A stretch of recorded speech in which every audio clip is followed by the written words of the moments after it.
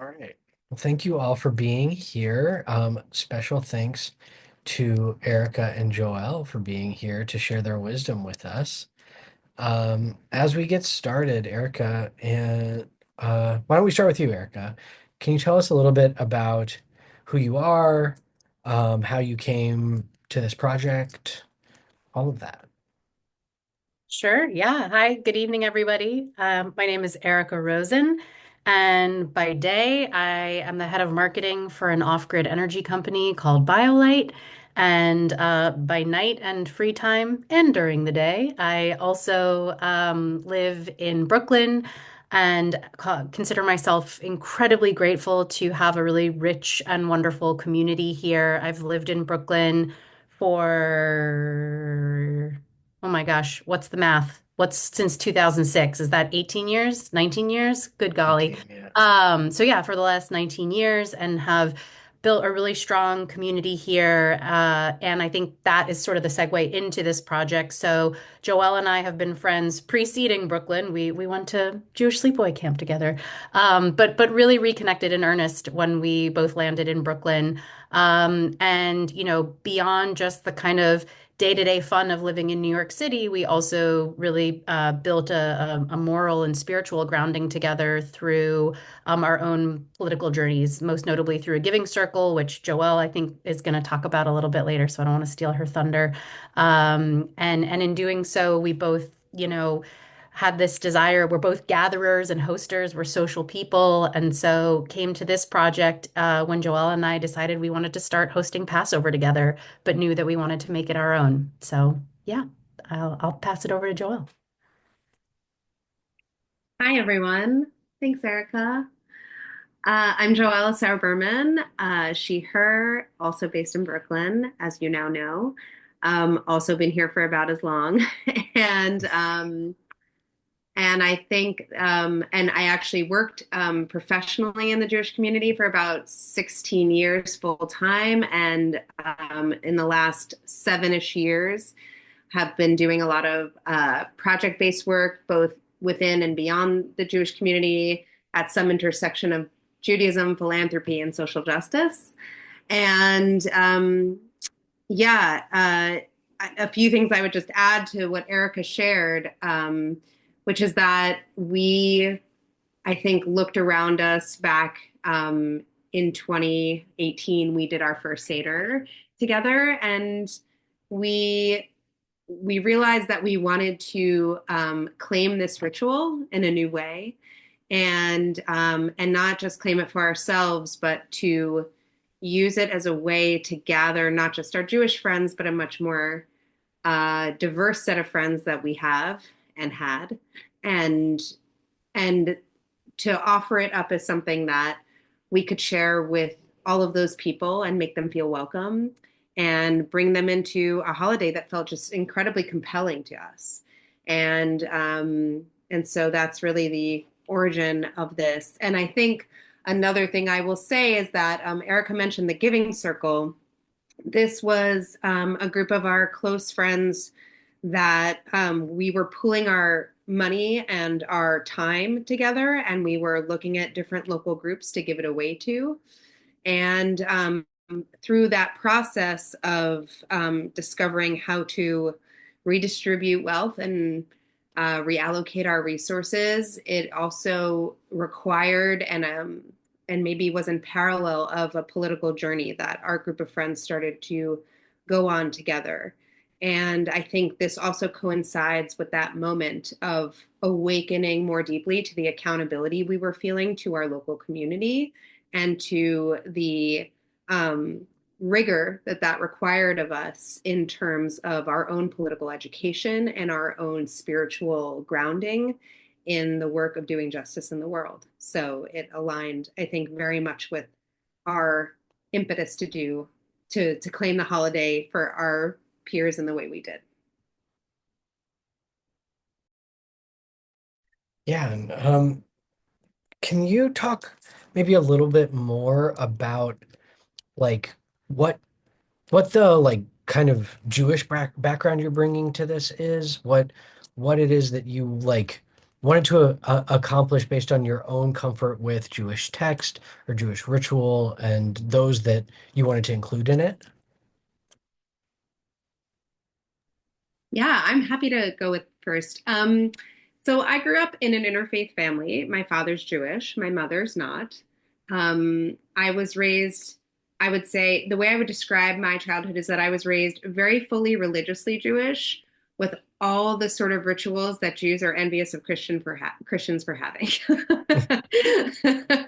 So I got to celebrate Christmas, and I even have like a Saint Feast Name Day, which a lot of Jewish people don't. But anyway, there is my family because of that. And also, I should mention that my dad's identical twin was a rabbi and a classical reform rabbi, no less. And he he brought this.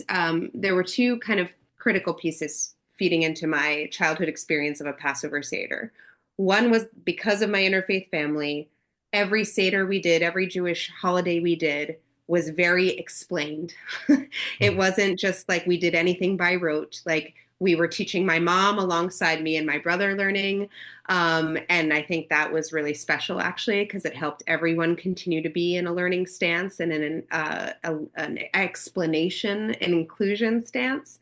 And beyond that, I would say I grew up, the irony of this was that for Passover in particular, I would describe my family kind of as non-Zionist growing up. Like Israel wasn't really just like a piece of my upbringing in any meaningful way. We were like very proud American Jews, and our family, my Jewish family in particular, had been here for many, many generations at that point. And so the irony of our Seder was that we used this like Zionist Haggadah from like the 1970s. And it was kind of a funny choice for my family just because like to me it like felt just as foreign as like the Exodus story itself. Like it felt like it was just like pictures of this place I had never been, and it was like trying to map the ancient story onto like the quote unquote contemporary, i.e. 1970s at that time, story of Israel. And I remember like the year that my uncle brought a new reading, and it was a contemporary reading of the 10 plagues.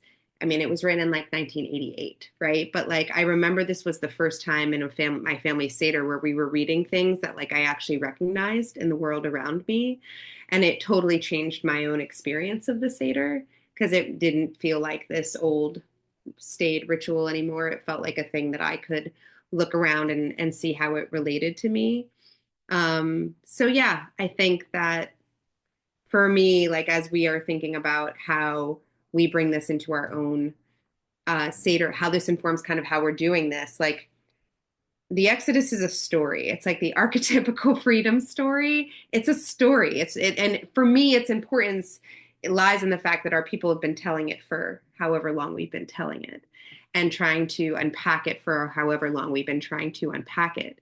And thus, like we're not here to like really debate the authenticity of the story. Like when we say like an Erev Rav, a mixed multitude went out of Egypt, like that's a piece of commentary that exists, and we overemphasize it because of who comes to our Seder, and we want them to all feel like they are part of this story. So that's just one thing I'll mention. I'll also mention like I didn't grow up in a halachic Jewish household, and our seders that we do are not halachic. Like I don't.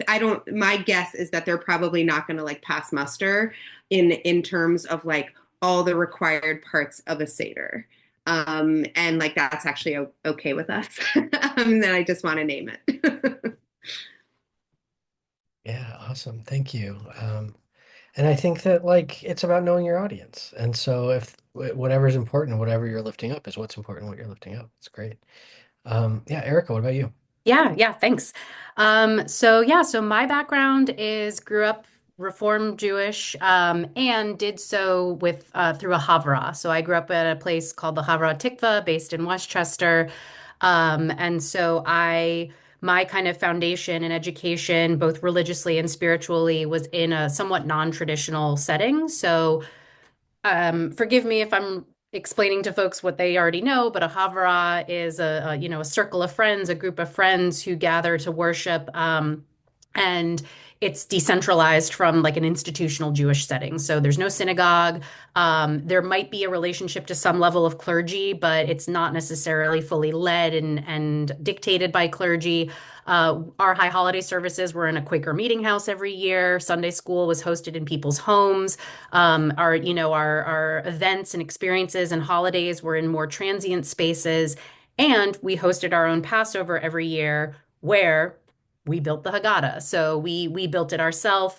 And I think that one of the things that was really important at the Havurah was this idea of questioning and learning and conversation. And like I have a memory, obviously different holidays, but I have a memory of the high holidays when someone would deliver the sermon. It was actually a conversation. Like they would deliver the sermon, but then people would speak back and talk back and ask questions. And it was meant to be this really interactive experience so that you could see yourself in the holiday, see yourself in the ritual. And then specifically to Passover, we would build this Haggadah every year. And one thing that always stuck out to me is in the Haggadah, they would have the youngest class of Sunday school participate and give their own perspective on Passover. And so for years in our Haggadah, there was a quote from my brother talking about how he liked to put cheese whiz on his matzah. And and it was just this like very funny thing where, like it almost felt like transgressive, but it was this moment of levity, and I think that what it taught me was that the text wasn't this thing like frozen in amber. It was this living, breathing document, and it was really important to bring the newest generation into the experience, and that you could make it your own. And it actually wasn't until later in my life, like whether maybe I was in college or something like that, that I realized that members of my Havurah were also like titans of the Reform Jewish movement. Like I was like at a bar mitzvah once and I opened the gates of prayer and I was like, Lawrence Hoffman, wait, do they mean Larry? And so I had these like people in my circle who were these incredible leaders in the Reform Jewish movement in a more traditional setting. And they still said it was okay to rewrite the script. And they said it was okay to have these dynamic texts and to really make it your own. So I feel like very lucky that from an early age, I was given permission or taught that like this is a thing you participate in. It doesn't just happen to you. And I think that that really shapes my approach to this experience today. Awesome. Yeah, I love both those stories are so important to me just because a big part of what we're trying to do with the ACJ is lift exactly what you just set up, Erica, that like really what it means to be an American Jew in this moment, in this time, is to take the stuff that is already out there and figure out how to make it for you rather than relying upon the people that came before or the people who like proclaim to have the power to do it, making it your own, because that's what's going to make a rich and meaningful Judaism today in the world we're living in. And so it's that's why you're both here, because you're excellent examples of what this can look like in practice. And I would guess, and I don't have to guess because I have, tried to take the reins of Jewish ritual on my own for the first time. And, sometimes it goes well and sometimes things kind of get messy. So like when you first did it, how did you try to prepare, or did you try to prepare for like what might go wrong? And what did go wrong?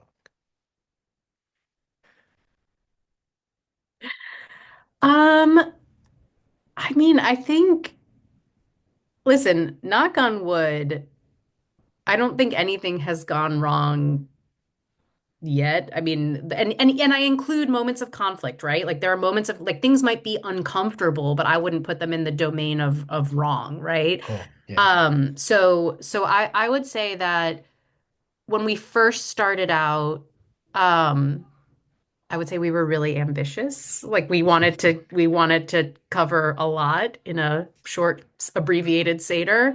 And I think that we felt pressure is not necessarily the right word, but we sort of felt this self-imposed desire to just like cover all the big things that like if this is a story of liberation, we have to talk about every oppressed topic possible, and like it and to not cover everything would be disingenuous and wrong. And so I think that in the beginning, our theme was justice. Our theme was just justice, but then the content and the context inside of it was incredibly broad. And I think it was fine. Again, as I said, I don't think we did anything wrong. I just think that as we've evolved over the years, our experience has been that if you can kind of pick a lens or pick a theme to go a little bit deeper, it can be a prism through which to view all of these things, but it just allows for richer conversation because it allows people to really kind of center themselves in a way to think and gather their thoughts. So yeah, that's what I would say, but I want to hand it over to Joelle. Yeah, just to give people some examples of what Erica's referring to in that first Haggadah, like here's the following. This is an inexhaustive list of things we tried to cram into this Seder. We actually put on the television, we put an interview with David Letterman interviewing Barack Obama about John Lewis. We put we talked about the Selma to Montgomery March. We talked about the Freedom Seder during the Civil Rights era. We read an excerpt from that Haggadah. We had a recitation of Black folks we lost to state-sponsored violence. We had a whole section on the Syrian refugee crisis. It was like every single thing that was happening in the world, we wanted to like give visibility to in the Seder. It's actually like reading back in preparation for this conversation tonight to that Seder, like it now represents like the snapshot in time of like what we were all really paying attention to and what we felt moved by. And I agree with Erica. I don't think there's anything wrong with it. I think over the years we've managed to find a bit more focus in the work. And I also feel like the sort of first time we did it, it was like kind of like chaotic. Like there was like a chaos to the Seder. Like we did this thing that I don't think we really do this anymore, but we did like an afikoman hunt in the middle of it. I should also preface this by saying this was before most of our friends had kids. A lot of us have kids now, myself and Erica included. And like, this is before we all had children. And we were like, still thinking like, oh, it'd be fun to like have one of us find the afikoman. And so we like hid it somewhere and a bunch of like 30 somethings were like running around an apartment trying to find it. And the prize was, $72 of mine and Erica's own money combined that somebody could use to give to a charity of their choice. So we like tried to kind of combine it with like, the mission of the Seder a little bit. But that's just an example of something we experimented with early on. And as you focused more, what did that look like? Right? Like what did that what kind of creativity did it allow once you had focused a little bit more? And what were you bringing into consideration? And I also add, like just mentioned, you started out weren't many, if any, kids there, and now there are lots of kids. How has that affected what you've put together? So I would say, and this is one where I don't, I can give you my answer, and I don't know how our process would have evolved otherwise. But the first 2 years, the Seder was justice themed, and like I think yes, in year two we got a little more focused, but a real catalytic moment was in 2020 when the world went into lockdown, and I think it really pulled to focus that. Um, there were some experiences and things really acutely affecting the people in our world. Like we did a virtual Seder for 2 years. And that was the year that we were like, okay, sure, we can talk about like the broader stories of injustice, but we also are in this like really scary place right now and in this unknowing place. And so just like and again, we're talking, April of 2020. And so I think Joelle and I had this heart-to-heart moment where we were like, if we just kind of rinse and repeat our justice theme, it's not where we are right now. It's not the moment. And it can be part of our discussion, but like we need to bring this a little bit closer to home. Um, and so that's when we landed on, I think that year, Joelle, that was resilience was the theme. And so the idea is that like we were finding these kind of threads inside the Passover story, but themes that were reflective of that moment we were in. And I think that um, the feedback we got from that Seder in particular was really powerful. And I think that that was a real catalytic moment for us where we thought, okay, we can pick themes that really speak to where people are in the moment. And then through that theme, we can get to those broader topics. We can connect it to that liberation story. But that theme is a vehicle to help take people there and think a little bit differently every year. Yeah, and I Awesome. would add, so despite the fact that most people at the Seder, and let's just give you a sense of scale here. I think we this year will be our largest yet. We're doing 25 people. And in the past, over we've during COVID and in the immediate like lockdown aftermath, we were doing both virtual and then hybrid Seder for a while. And so I think this is the most attendees we will ever have, just as a sense of scale.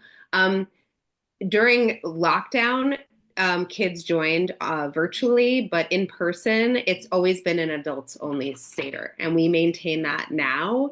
And some people think, I guess one way to interpret that is like, oh, like your kids can't be a part of it, but actually, I would say that what's really amazing about our Seder is that it remains this sort of like sacred space for like deep adult conversation when most of us are like immersed in just like family friendly time. And like it ends up being like a really beautiful time for us to like come together and have like, yeah, the adult chats, like the real soul work that we're trying to pursue. And so it's even become like a more it's become more holy to me in adulthood to have this space. And also, I think it's worth noting that we typically host our Seder towards the end of Passover. So we're not trying to take your first or second night. And a lot of the time that it could be more reserved for family or for if you are, affiliated with a synagogue or some group. And so I think for a lot of folks, like they do look forward to it. It's like the Shabbat of Passover. It's like it's this kind of moment where you're like, okay, I'm closing out Passover and we're ending on an intellectual bang. Awesome. So yeah, that's a very different approach to a Seder, I think. Like again, going back to the theme you lifted up at the beginning of being able to um choose how you use ritual and what you're going to do in it. Um that also means like, yeah, you can have a Seder on the third night, fourth night, fifth night, sixth night after Passover's over. Like whatever it is that's going to actually work to support um the goal that the ritual has, that's what the ritual is for, right? So what were you said justice, you said resilience. What were the other themes and kind of, oh, Joel, or you just put them in? Sweet. Okay. Um, Yeah, so I'm happy mhm. to give this some voiceover if that's helpful. Yeah, I would also ask, Erica, you said something really beautiful, which is like you use the Haggadah to like find the thread that is most kind of present in that time. If you could give some examples of what that looks like for each theme you've picked, just to help people understand more specifically what that means. That'd be great. Joel, I think your voiceover will still fit the bill there. So if you want to take a crack at it, I'm happy to fill in the blanks. Yeah, I mean, I think the sort of threads. So we spoke a bit already to like our justice theme. The first 2 years, we were just getting our feet wet. Um, Erica shared how resilience was like two months or whatever, 6 weeks into lockdown. We didn't even think that it would last that long. And then gentleness was a year into lockdown, and we still were virtual at that point. And that required, we were trying to give people permission to, yeah, like find some gentleness with themselves and gentleness with their experience of the world.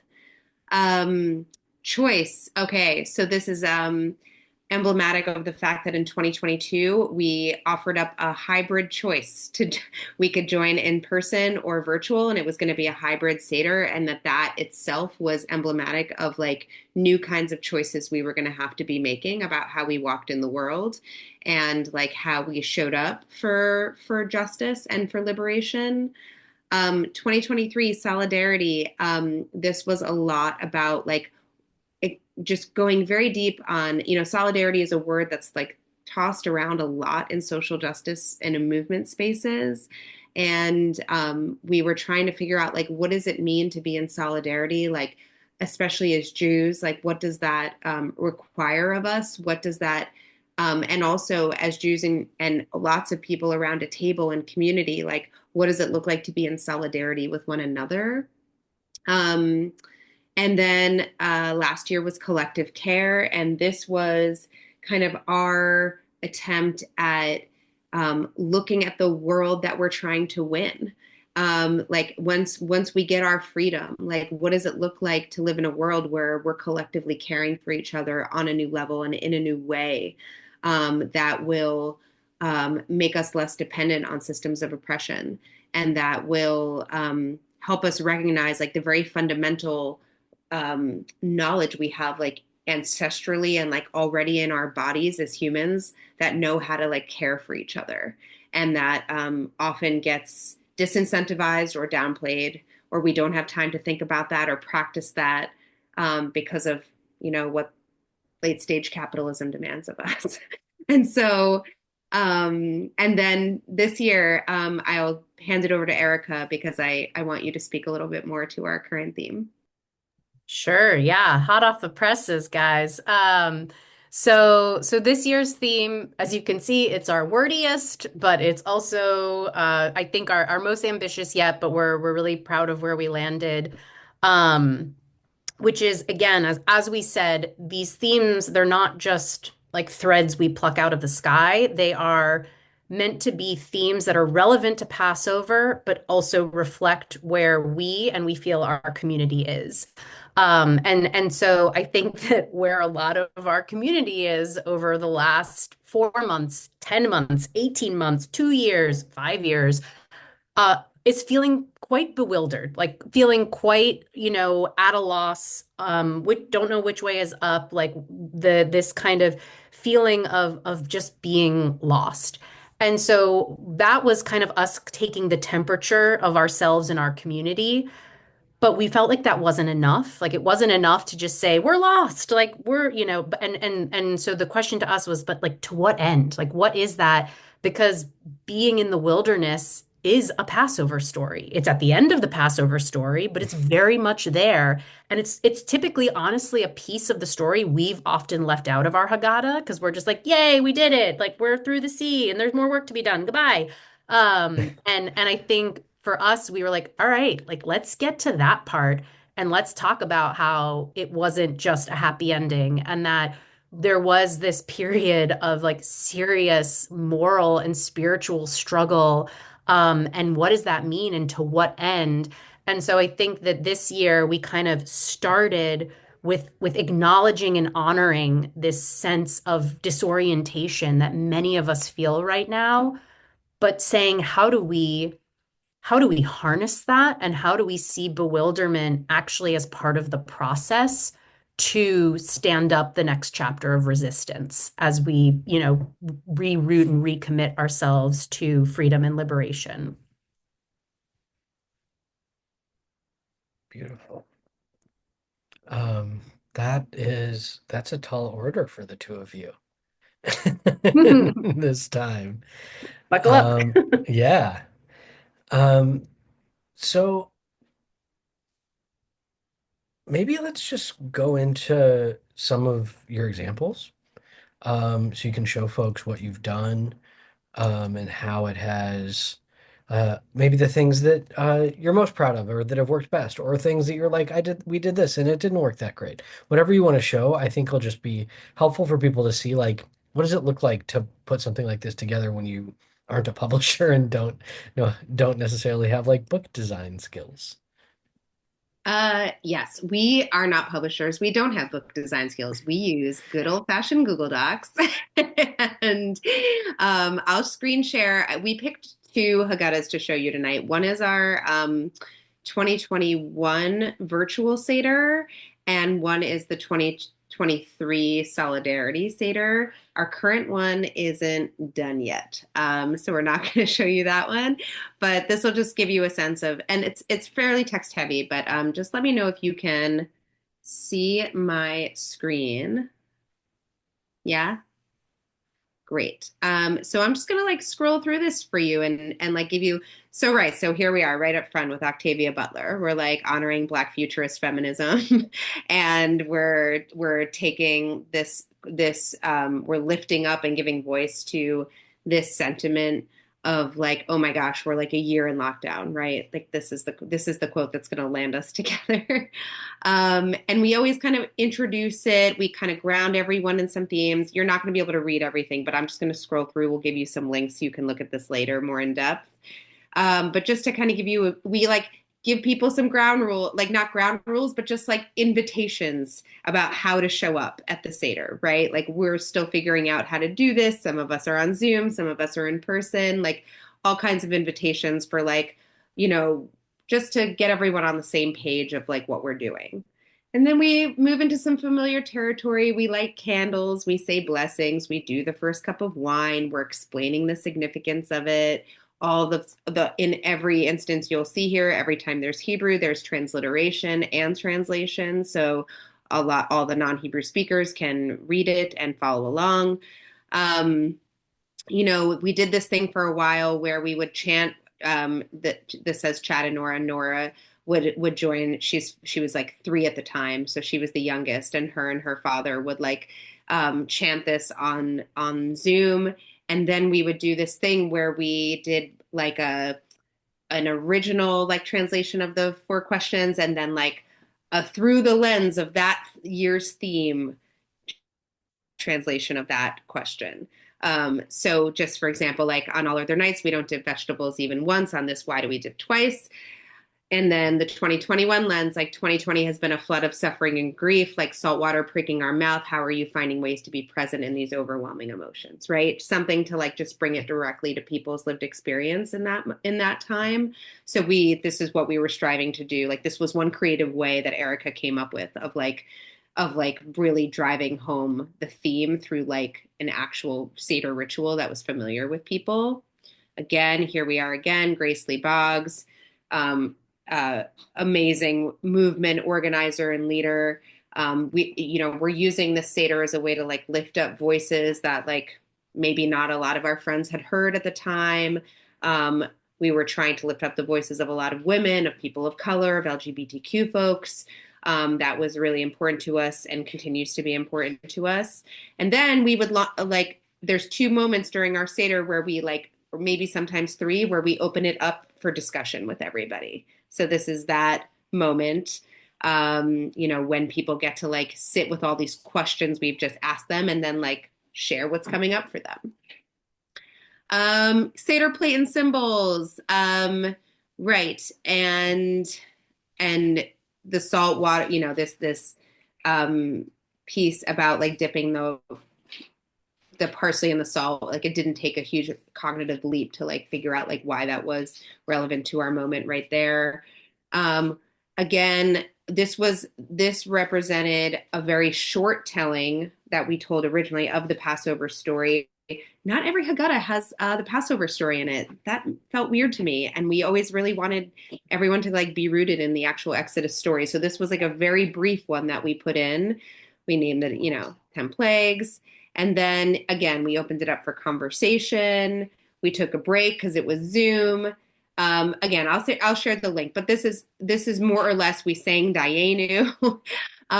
We talked about Elijah's cup. We were again always trying to tie each of these aspects of the Seder back to like our contemporary experience. And then finally, again, because this was virtual, like we closed with Haggadah and then we were like, good night, everyone. And then like, that was it because we were on Zoom and we weren't just going to like sit there on Zoom and like eat in front of each other. And happy to, Erica, do you want to walk through the 2023 one?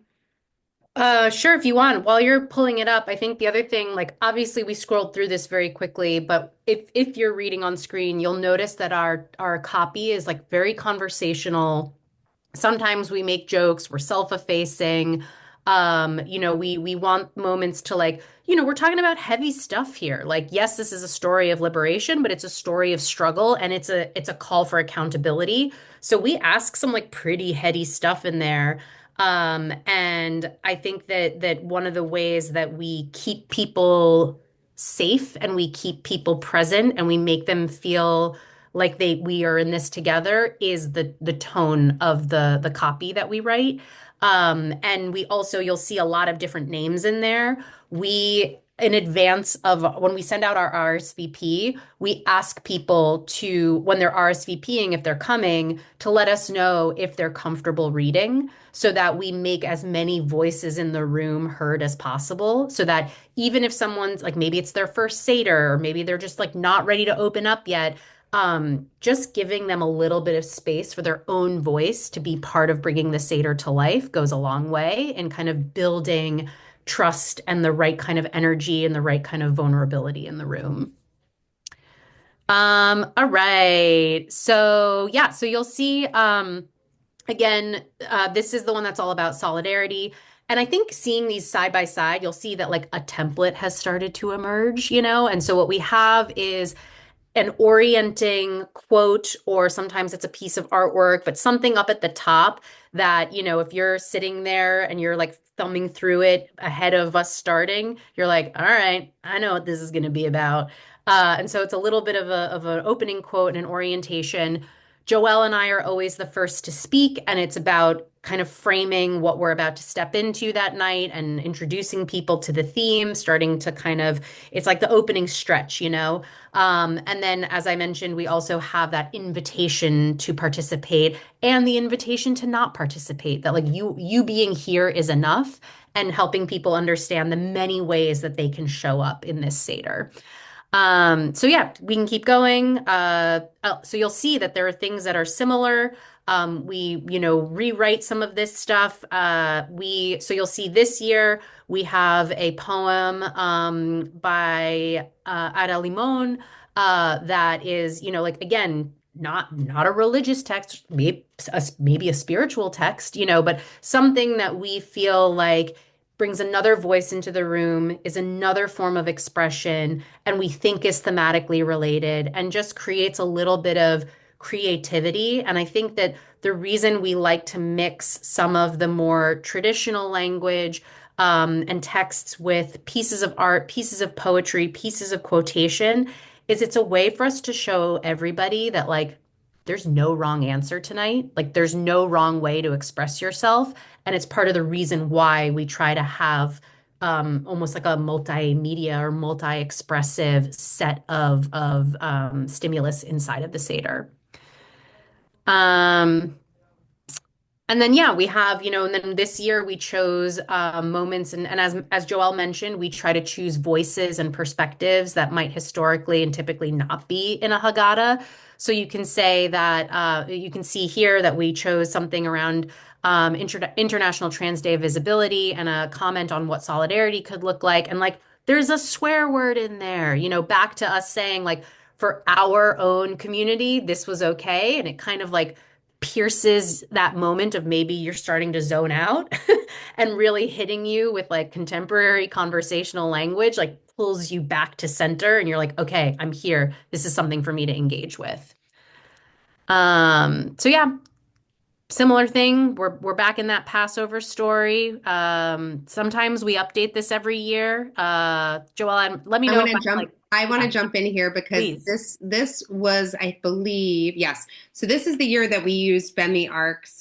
Ben the Ark came out with an amazing Haggadah supplement in 5783, like so 2 years ago. Or is that 2 years? Help me out, Andy. Hmm. Two Okay. years. And so it was about what I had referred to earlier. Like it was really focused on two things that I love about this telling of the Passover story is that one, it tells it through the lens of the mixed multitude going out of Egypt. about the era of Rav. And so that was relevant for everybody at our table, no matter what their story was. Number two is that this story, if you were to read it, it definitely has been like rewritten in this tone that feels both like gospely and also like written by a social justice movement person who was like trying to show how a revolution happened.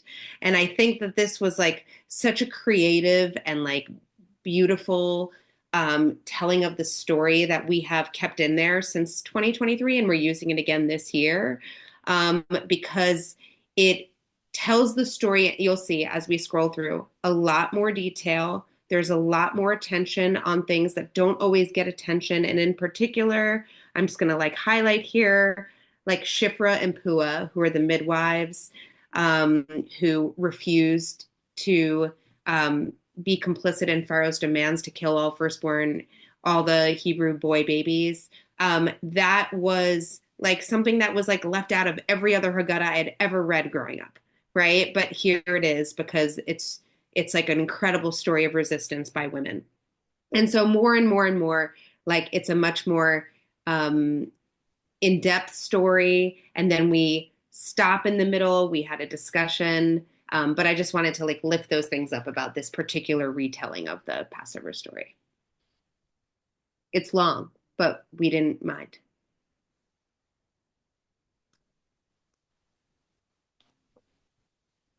Erica, Great. feel free if you want to jump back in.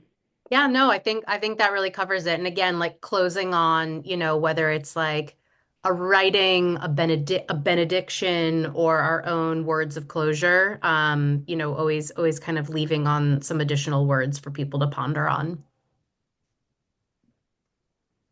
And here we are again with our 2023 lens of our four questions. Um, yeah, more and more poetry, a little bit of art, more conversation. Um, yeah, Mahmoud Darwish poem right here. Um, yeah, and then after the meal, we do a little bit more. This is like when we assume everyone's going to be like a little in with their wine, and so we like save all the music for after dinner, where people feel maybe more ready to sing in a group of strangers. So we always do Dayenu, and we always do Haggadah, and then we like do some like also like some meaningful closing thematic pieces like tied to Elijah's cup and tied to like usually one more like reading at the end. And that was our 2023 Seder. And I'll put that link in the chat as well. Overall, how long do you think it takes you together to put one of these together?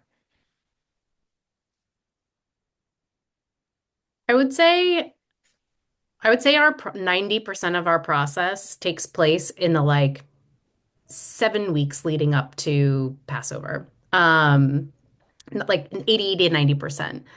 The one thing I would say, and like if we start to get into kind of the practical, tactical side of things, is like to leave your mind open to inspiration year round. And because that can help inform that kind of sprint towards the end.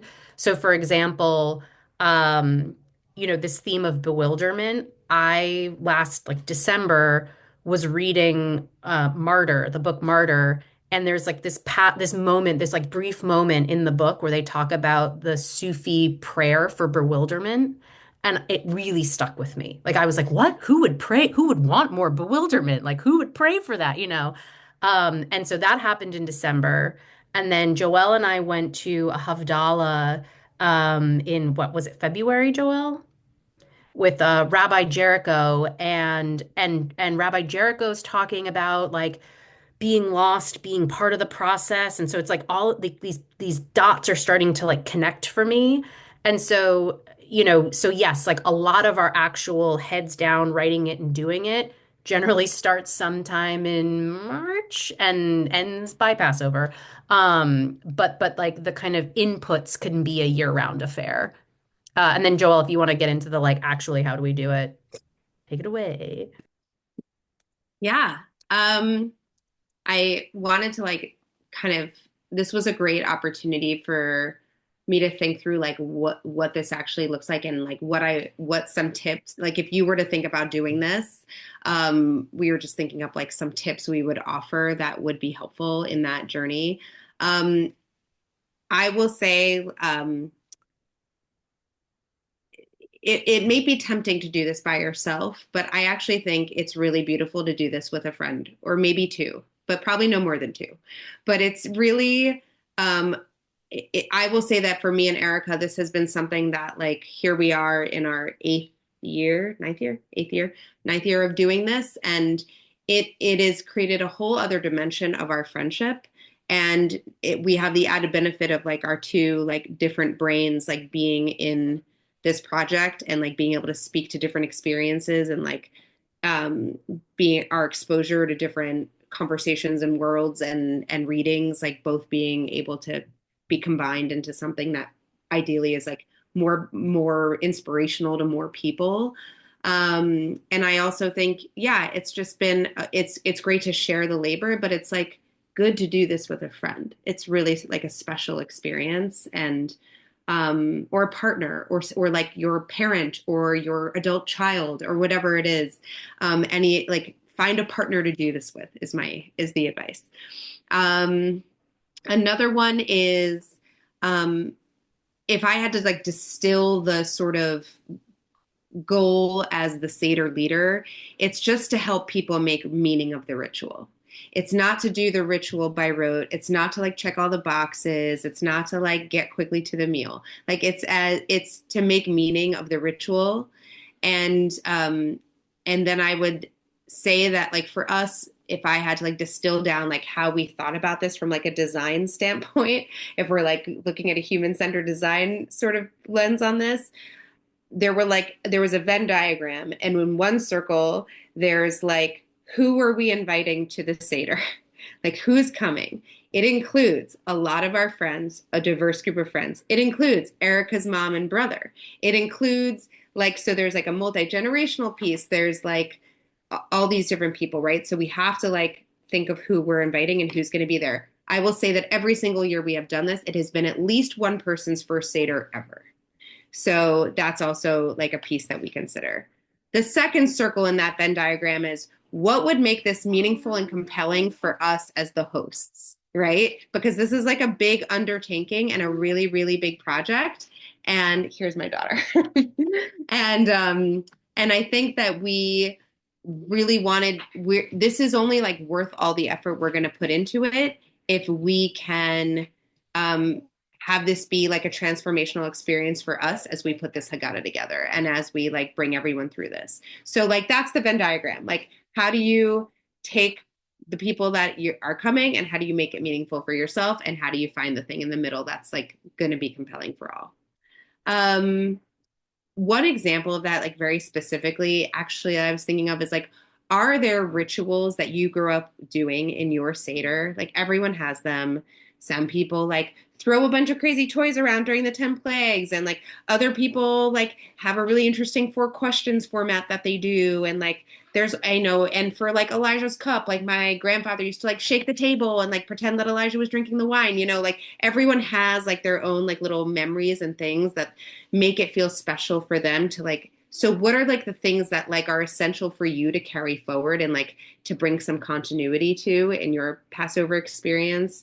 And like then that becomes like once you kind of start with those essentials, you can just use them as the skeleton by which you then put all the other meat on the bones for the Seder, right? Like which rituals for you during the Seder are essential. For example, we didn't do hand washing the first however many years, but then last year it went so well with our theme that we were like, we're putting hand washing in. And like that's gonna be the thing, like we're gonna add that to the Seder this year. And then, but like it wasn't essential for us to do that in the years past. So again, just doing a lot of that like kind of skeletal work of like which Seder rituals and parts of the Haggadah feel essential to you. Um, yeah, I think those are sort of the main um, pieces that I would say. Erica, do you have more to offer?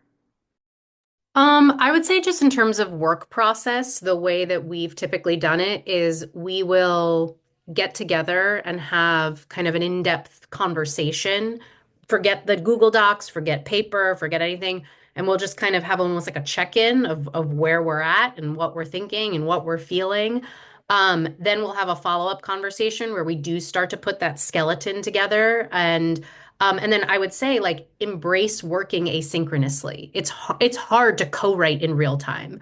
And so one of the things that's nice about the Google Doc is what we'll do is we'll have those initial conversations, and it's not just about like imparting our own opinion. It's also about listening to the other person and where you hear your partner feeling really animated, because then that's how we divide the work. We're like, okay, for example, this year I felt really clear-minded about the like place of bewilderment, and Joelle was feeling really motivated by the like journey to resistance. And so we were able to like divvy up the work in a really equitable but way that allowed us to play to our strengths is not the right word, but like play to where our own energy and attention was drawing us.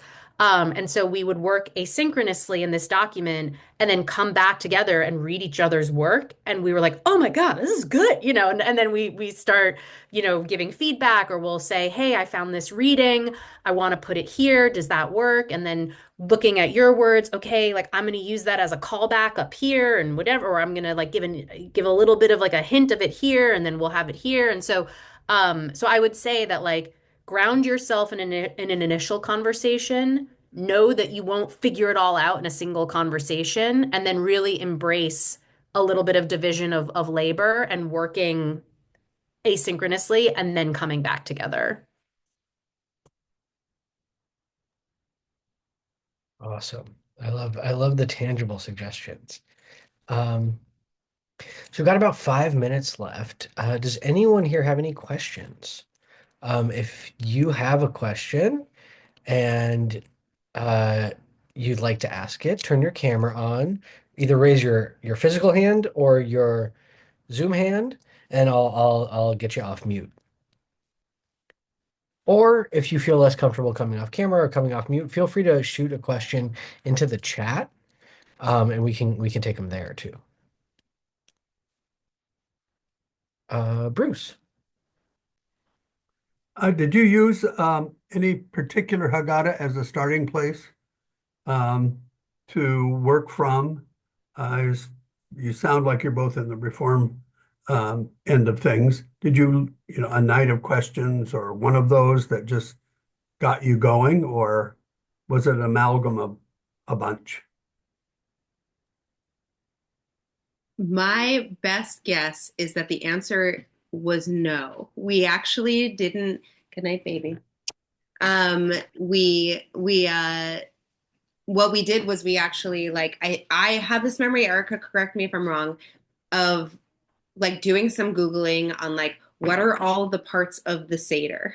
And like the 4 cups of wine, the parsley and the salt water, the 3 matzahs, the 4 questions, like what are all the pieces? Which of those pieces feel like essential to us? And then all of the interstitial writing we wrote. So we actually didn't start from like a Haggadah that existed already. That doesn't, in retrospect, like we maybe like made it too hard for ourselves, but also so if there's like a Haggadah out there that like a third of which speaks to you, like definitely start there. Like, 2/3 of what speaks to you, start there. Great. Greg, did you want to ask a question?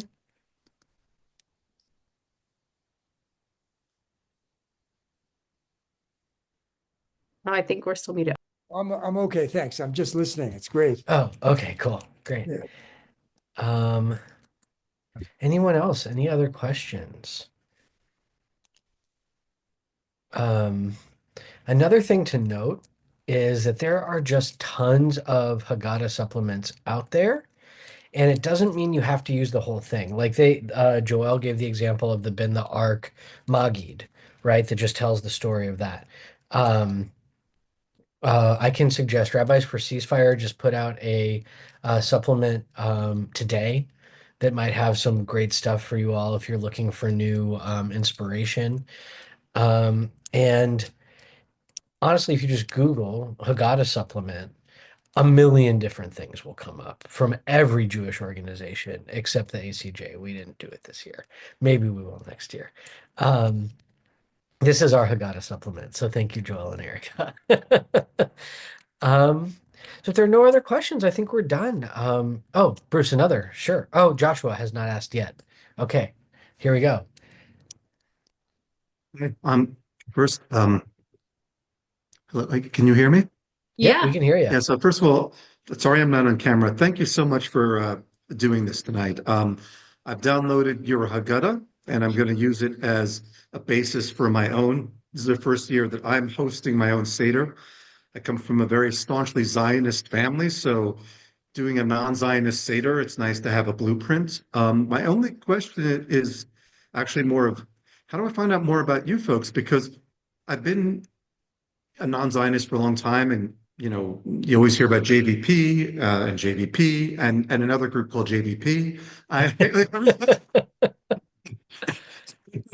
Guys, the only reason I found out is because I was trying to build a Haggadah, and then your thing just wound up in my inbox. How does one find out more about your organization? Because you've been around, you're the OGs, and I didn't even know that you guys were there. So how does one Sure. find out more? Great question. Now that you've signed up for an event, you will be on our email list and you'll get a weekly email from us about what's going on.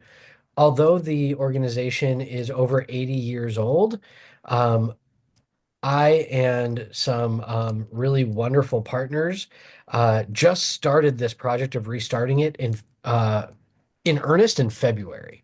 Like we launched in February. So this is all new. It's been a process of a little over a year of trying to get to this point. Um, but we're going to keep doing new programming, more stuff like this. Tomorrow night, we've got another event with Marjorie Feld about the history of Jewish descent against our Jewish descent from Zionism throughout the American world, going back to the 30s up till today. And so, Wow. yeah, we're just going to keep doing this stuff. So, Thank you. yeah, Mm. absolutely. And one, if I don't say this, my board members will be so angry with me. One reason that we can keep doing this stuff is because of support from wonderful people like you. So if you can go, if you have the means, go to our website, acjna.org, and there is a donation link at the bottom. We are also on the verge of launching our full website in the next couple weeks. So there's going to be a lot more material on there too. Um, so we are Here's at 8:30. All of you have my email address. So if there are questions that have not been answered and you'd still like to ask them, feel free and to shoot me an email. I can forward it on to Joelle and Erica. And thank you all so much for being here tonight. Thank you so much for Joelle and Erica for you sharing your wisdom and your tangible material so that people can make use of the hard work you've done. And yeah, I hope that we're all in touch again soon. Chag Sameach, Azis and Pesach. Have a wonderful holiday, everyone. Happy Passover, everybody. Great to be with you all. Bye. Thank you.